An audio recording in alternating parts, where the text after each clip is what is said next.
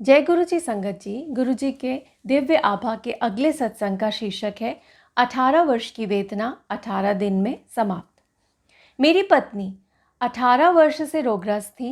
1982 में उसके शरीर की गांठें उभर आई थी जिनमें तपेदिक रोग के कीटाणु थे। अति क्षीण काया और तीव्र औषधियों के कारण उसे विभिन्न प्रकार के रोग होने लगे। उदर का नासूर, पित्ताशय की पथरी, अंत्रवृद्धि, कर्ण अवरुद्ध, गर्भाशय के रोग आदि।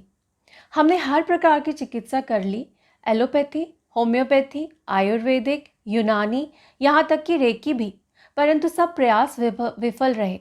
उसके शरीर पर नए रोग प्रकट होते रहे।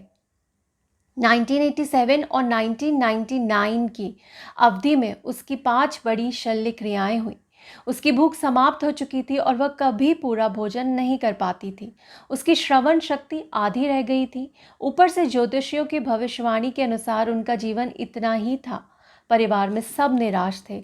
आशा की कोई किरण दिखाई नहीं दे रही थी। ऐसे समय में गुरुजी के रूप में ईश्वरीय कृपा प्राप्त हुई।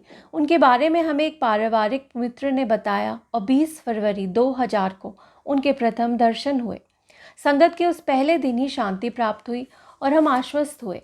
चिकित्सकों के अनुसार मेरी पत्नी को किसी भी प्रकार के तेल की चुटकी भर मात्रा से अधिक और मसाले वाला भोजन निषिद्ध था।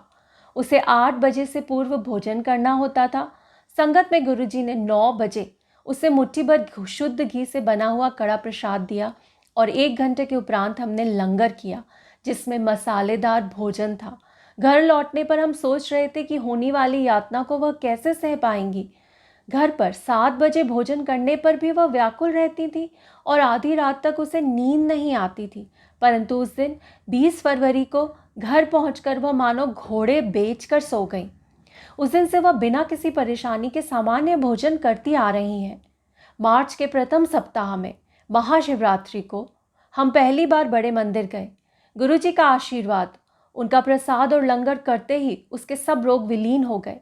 उसे शरीर में एक अद्भुत स्फूर्ति और ताजगी का अनुभव हुआ। कुछ दिन पश्चात हम फिर चकित हुए जब उसने कहा कि टीवी का स्वर बहुत अधिक है। यह वही थी जिसे अपनी कमज़ोर श्रवण शक्ति के कारण फ़ोन की घंटी तक नहीं सुनाई देती थी। 18 वर्ष की वेदना 18 दिन में समाप्त हो गई थी। कहने का तात्पर्य यह नहीं है कि गुरुजी को कृपा करने के लिए अतिरिक्त समय की आवश्यकता है। वह तो सदा वृष्टि कर रहे हैं। हम योग्य होने पर ही उसे ग्रहण कर सकते हैं। इन महापुरुष के पलक झपकते ही सृष्टि की रचना अथवा इति हो जाती है। अनगिनत आत्माएं शरीर रूप लेती हैं और त्याग देती हैं। हम तो केवल इतना ही कह सकते हैं, तुम समसर नहीं दयाल, मोहे समसर पापी। जिप जीवा पर जिप। मेरी पत्नी की दूसरी शल्य चिकित्सा के उपरांत मैंने उससे परिहास किया था कि वह अपने शरीर पर जिप लगवा ले, क्योंकि चिकित्सक सदा शल्य क्रिया का सुझाव देते रहते हैं। एक दिन संगत में जब मैंने अपने संस्मरणों का वर्णन कर रहा था, गुरुजी ने मुझे यह बता दिया। उन्होंने उन्हीं शब्दों का प्रयोग किया जिन्हें मैंने अपनी पत्नी से आपसी वार्ता में 10 वर्ष पूर्व किया था। गुरुजी अपनी सर्वज्ञता कभी कभी अचानक प्रकट करते हैं। मेरी बड़ी बहन जब दूसरी बार गुरुजी के दर्शन कर रही थी तो उन्होंने कहा कि वह उनकी अत्यंत पुरानी भक्त है। मैं सोच रहा था कि यह कैसे संभव है। उसी समय मुझे आभास हुआ कि वह बचपन से शिवजी को पूजती रही हैं और प्रत्येक सोमवार को व्रत रखती आई हैं। यह एक अति महत्वपूर्ण क्षण था। गुरुजी ने अपनी वास्तविकता बताई थी। गुरुजी की शरण में यह जीवन पूर्ण रूप से परिवर्तित हो चुका है। गुरुजी ने सब भविष्यवाणियों को असत्य सिद्ध कर दिया है और मेरी पत्नी को नवजीवन प्रदान किया है। मुझे प्रतीत होता है कि हम कबीर से भी अधिक भाग्यशाली हैं।